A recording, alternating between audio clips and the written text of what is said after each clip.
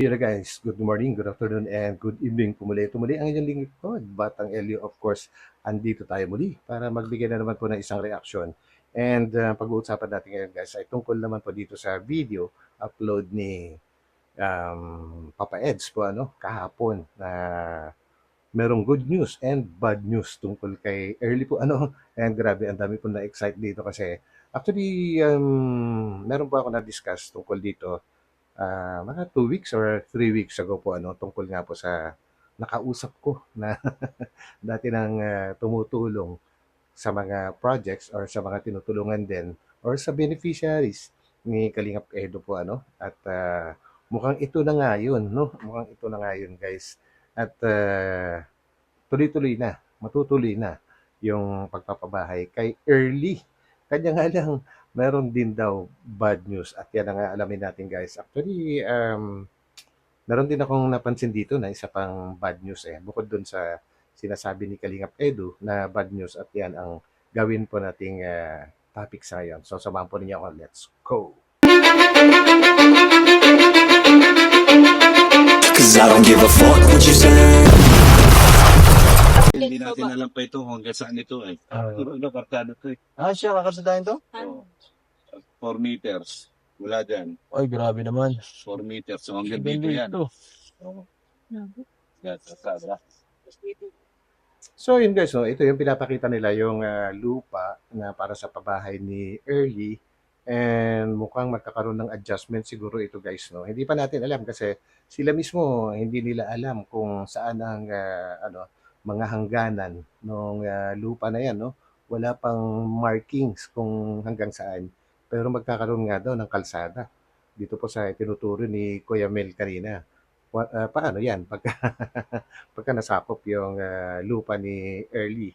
And of course, habang maaga pa siguro, baka pwede nilang kausapin yung pinagbilhan nila ng lupa na i-adjust po, i-adjust. Kasi wala naman pong, yan, hindi naman ginusto ni na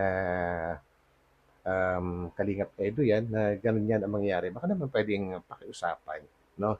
So, yan po ang aking sariling opinion. Ang ganda talaga Kasi yun. pekot daw yan eh. Siguro doon ang ganda yun. Mga ganoon nga dapat So, di lalo maliit ang bahay nila niya. pag nag-adjust tayo doon, pag pwede i-adjust doon, mas maganda doon tayo magsisimula ng bahay papunta rito.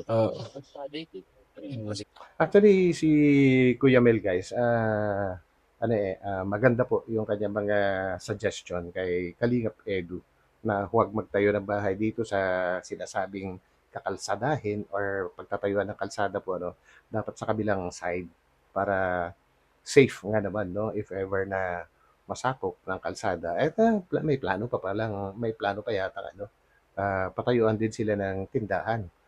Pero yun ay parang haka-haka pa lang, kumbaga plano, pero hindi pa kasama lahat yan sa original na plano. So, tuloy po natin guys. Kalsada na ito eh. Ganun pala. So yung tindahan nila pwedeng nandito sa kanto. Yun, tindahan. Pero yung bahay kailangan nandun. Kasi kung magkaroon pa Tama. ng problema dito, Oo. malayo yung bahay. So, yun Yun, po. Muna natin tama. isipin kung ano masyadong advance na pa mga tinda-tindahan na hindi pa muna natin masasabi yan. Oo, hanggang drawing pa lang muna tayo ngayon. Hindi pa natin masasabi kung masisimula ng Wala pa ang pundo eh.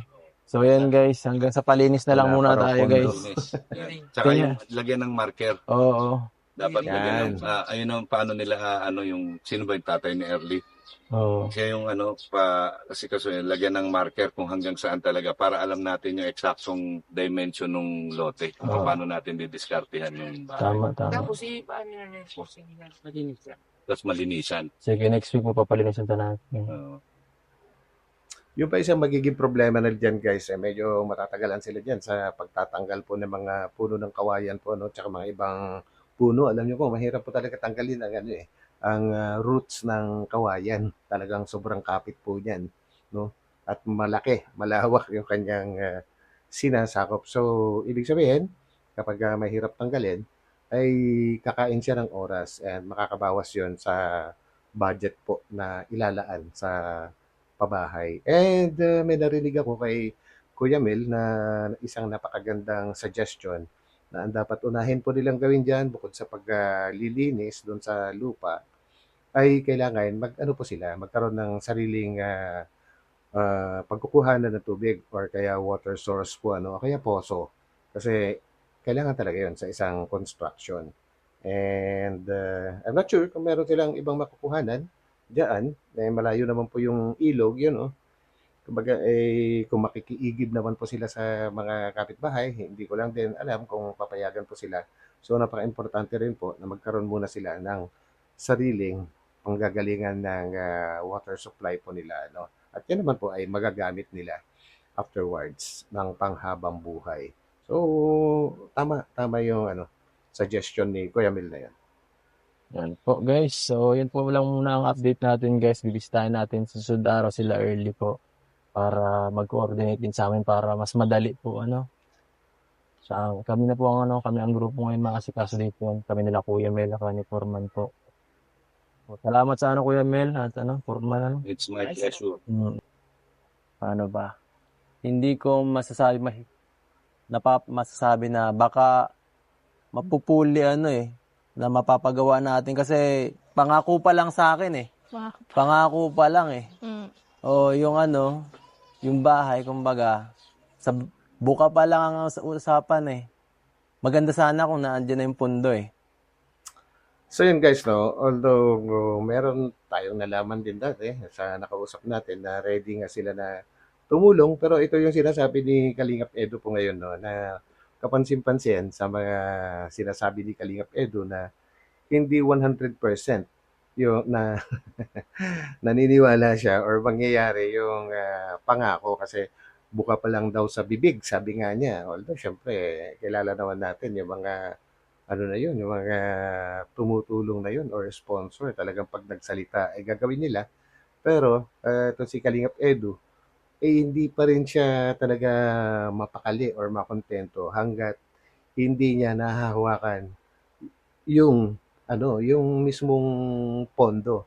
Kaya nag-iiwan pa rin siya ng kaunting benefit of the doubt. Kumbaga maintindihan naman natin 'yan kasi hindi natin alam kung totoong mangyayari nga or pero ako naniniwala ako na diyan, na matutuloy kung ako lang, ha? Pero siyempre si Kalingap Edu siya yung direct na involved diyan kapagka sinabi niya na tuloy na, kumbaga ang gagawin natin, umpisahan natin hanggang matapos na 'yan. Pag siya yung nagsabi ng gano'n tapos hindi naman pala mangyayari, ay yun na nga yung kanyang iniiwasan na mangyayari, no? Kaya sinasabi niya, hangga't hindi niya hawak ng buo yung budget, ay hindi pa rin niya masasabi kung hanggang matapos na yung uumpisahan na bahay para kina Early ay hanggang sa mabuo na ito, no? So, pakinggan pa natin ang kanyang mga ibang sasabihin. Yun lang ko. May mga kondisyon sila So, imimit natin yung kondisyon at pag tinupad nila, salamat. So, yun. So, malinaw na sinasabi ni Kalingap Edu na meron silang usapan na mga sponsors na meron silang kondisyon at gagawin nga ni Kalingap Edu, imimit, kumbaga gagawin niya yung kondisyones na kung ano man yon ng mga sponsors po para magtuloy-tuloy na. And yun, expect na rin naman po natin na yan. Kumbaga kilala na natin kung sino yung mga sponsors na dalawa po na talagang pag nagsalita ay ginagawa po nila. Nagawa na po nila yan sa iba Mas matindi pa nga yung mga ginastos nila sa nakaraan na isang Kalingap Angel na umalis na, no? Malaki yung budget nila doon. Lalong-lalo na yan. At kahit pa paano may isang salita tayo guys. Kasi mahirap yung ganyan. Kasi nakakahiya baga po. Kahit pa paano ay maraming umaasa yung tutulungan. Siyempre manonood din. Kasi siyempre kala nila Kaya sana ay matupad. Kasi ako ako rin kung medyo kapusin, mabigay din ako. Pero may limit lang po nung ibibigay natin. Hindi kung sakaling hindi ko masasabing fully ako ma-support ng sagad talaga.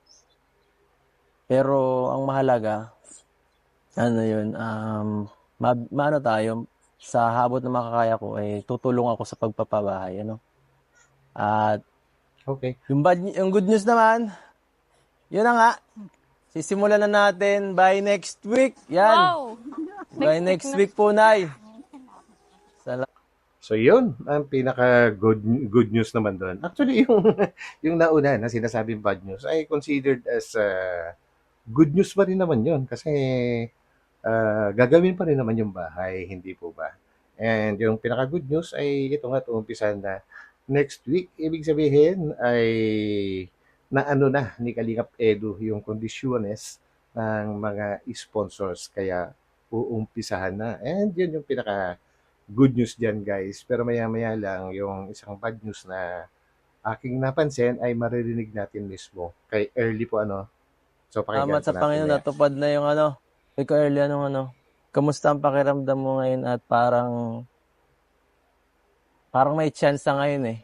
Ano po, halong saya at emosyon. Emosyon po kasi, Mixed syempre, emotion, lungkot at mararanasan saya. na po namin, Huwag ka muna maano ha. hindi ako Huwag ka umiiyak. muna umiyak kasi Walang hindi pa sure umiiyak. 50-50 yan. Hindi, yun na nga po, yung sa emosyon. Kasi, Paprangkin lang kita mamaya. Paprangkin lang kita sa dulo. hindi po, kasi, syempre, kung magkataon man po, kung kalooban po ng Panginoon, ibigay po Yes. yun sa amin, yung sa emosyon ko po is, mararanasan po namin yung bahay na hindi kami mag-aalala tuwing uulan, at hindi na po magigising-gising ganun. Kasi baha, kailangan tumayo, Oo. kailangan magmatulog kasi mababasa, di ba? Saka yung safety nyo Yung ay safety, mas, yan, hindi yun po kagaya yung ng pinaka-priority namin po. Kasi, syempre maraming issues na rin po naman, alam po natin yan kahit saan, na may mga dito. nagbabalak ng hindi maganda po sa amin. So yun guys, no, nabanggit ni Early regarding sa ano po nila, na may nagbabalak daw na hindi maganda sa kanila. And ito yung hindi ko meron akong idea pero hindi ko sure kung yun po, yun mismo. Ano, and gusto kong tanungin sa inyo guys, no? Pa-comment na lang kung ano ba yung alam ninyo tungkol sa sinasabi ni Early na meron daw nagbabalak ng hindi maganda sa kanila. Kasi iba rin yung pagkakaintindi ko dyan eh. Ang pagkakaintindi ko, guys, is yung tungkol sa nalaman ko din sa nakausap ko dati po na parang may ayokong diretso na merong isang tao na parang nangungumbinsi nga doon sa mga sponsors na parang pinipigilan itong project ni Kalingap Edo na ito na mapabahayan si Early.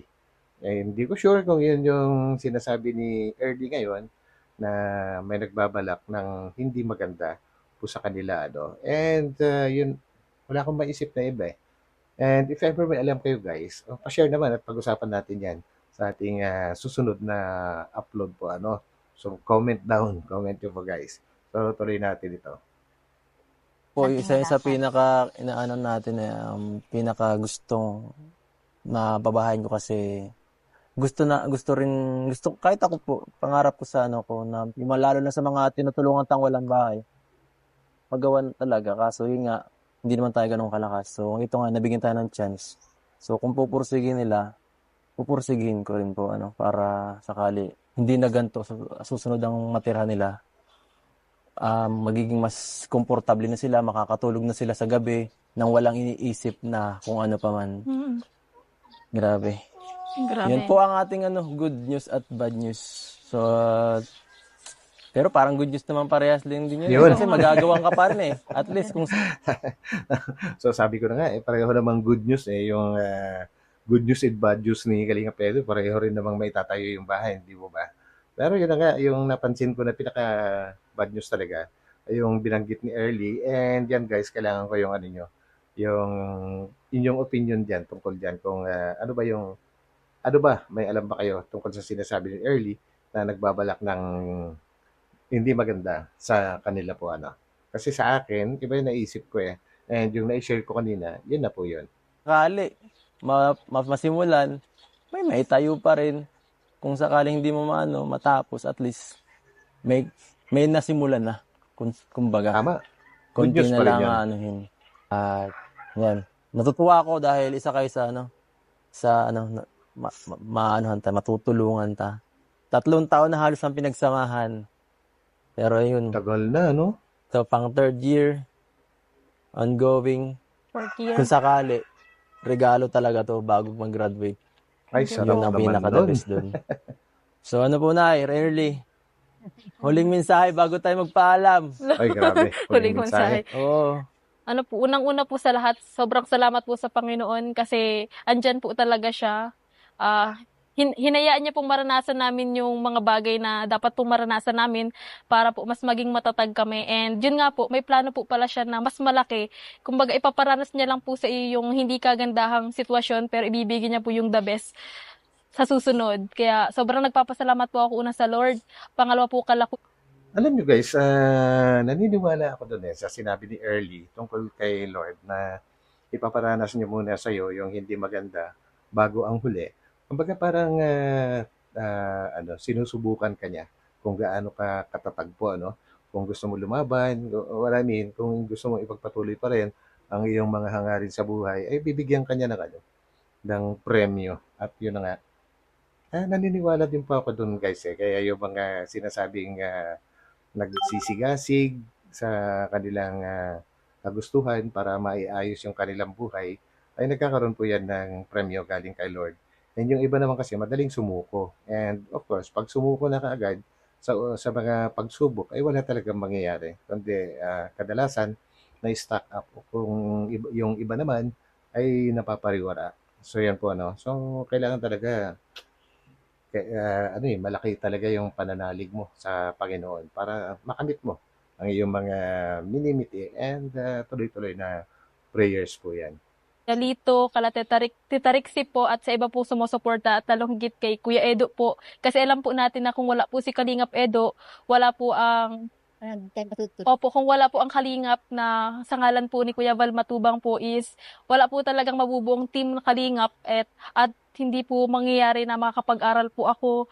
At yun nga po soon makakapagpabahay po kung sakali po kung Grabe, loloobin ano? po yan ng Panginoon. Grabe. Kaya walang hanggang pasasalamat po talaga. Sobrang thank you po sa inyong lahat. Sa mga nanonood lang po, sa lahat po. Kahit ano man po yan ginagawa niyo po, ay malaking tulong po yan. Kaya sobrang thank you po talaga. Yun. At maganda yung mga sinabi po ano. And sana nga hanggang pagdating ng araw o kaya habang panahon, habang magkakakilala pa sila ng Team Kalingap, ay hindi sila magbabago po ano. Sana ay hindi sila gumaya sa mga ilan na po na bumaliktad at hindi lang basta bumaliktad kundi sinisiraan pa yung pinanggalingan nila na pinag-umpisahan po nila ano. Yung unang tumulong po sa kanila, ayan ay kanila na pong sinisiraan. Huwag sanang mangyari ulit, no? Nakakaano po yan Kumbaga, nakaka-disappoint. So yun po guys, and hanggang dito na lang ulit. And of course, huwag po natin kalimutan mag-thumbs up. And sa mga hindi pa nakakapag-subscribe, ay papindot na rin po yung subscribe button. And guys suportahan niyo palagi si Kalingap Edu para lalo po niyang maipagpatuloy ang kanyang mga magandang gawain na paghahanap ng mga panibagong matutulungan. So yan po. And huwag din kalimutan syempre ang buong Team Kalingap. Sa pangunguna po yan ni Kuya Val Santos Matubang, Ate Edna Vlogs, and of course si Kalingap Rab. So hanggang dito na lang guys. So God bless po sa lahat and magkita-kita po tayo ulit sa aking mga susunod na upload. So bye-bye po muna. Bye.